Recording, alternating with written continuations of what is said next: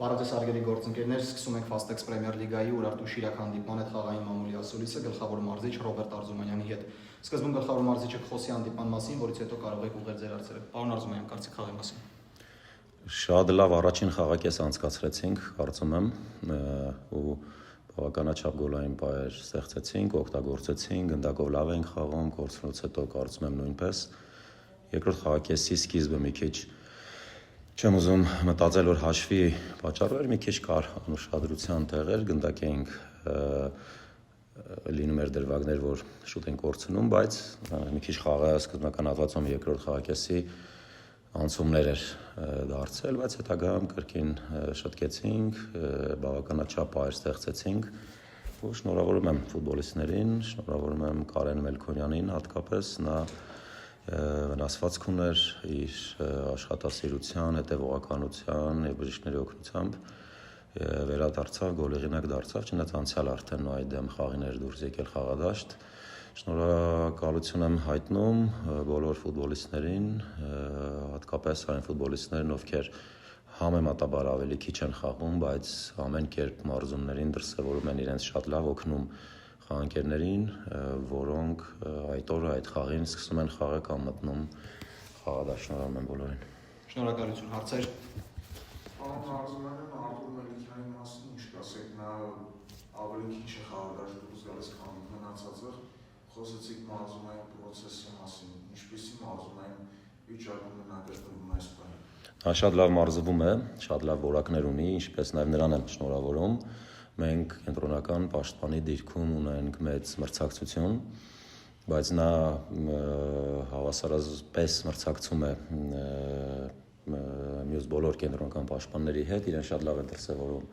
մարզումների ընթացքում եւ այսօր կարծում եմ համոզվեցինք, որ առաջին անգամ մտնելով խաղադաշտ շատ լավ խաղ անցկացրեց, դա վկայում է նրա մոտեցումն ու լավ մարզումները, լավ դրսևորումը մարզումների ընթացքում։ Շնորհակալություն, Հրաչ։ Պարոն Արզումանյան, խոսեցիք են ֆուտբոլիստների մասին, ովքեր քիչ են խաղում, ընդգծեցիք, արդյոք ընդգծում եք հանգամանքը, որ հանդերձարանում, այսպես ասած, վտանգավոր ֆուտբոլիստ չունեն։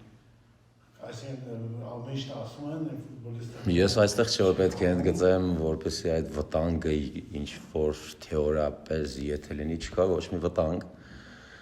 Ուղղակի շատ կարևոր ֆուտբոլիստներ են, ֆուտբոլը տարբերվում է յուրաքանչյուր այլ մասնագիտությունից,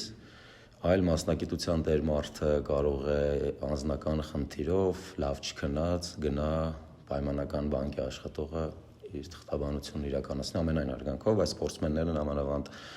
ֆուտբոլում դու եթե երկար քո անձնական կյանքում ունենալով ինչ-որ մի ոչ այդքան հաճելի դրվագներ դու վատ կմարզվես, ընկերդ վատ կմարզվի, խաղին վատ կգան եւ վատ կխաղան։ Մեզ մոտ շատ լավ է մթնոլորտը, երևի առաջնությունում մեկ ֆուտբոլիստ ընդամենը չի խաղացել, Դրագոևիչն է, նրան էլ եմ շնորհակալ, թե ինչպես է նա օգնում դարբասապահներին իր վերաբերմունքով, իր փորձով։ Նա խաղացել է Նեմանի դեմ Եվրոգավաթներում, դա առաջինը վկայում է ֆուտբոլիստների մեծ պատասխանատվությունը մեկը մյուսի համար խաղալը,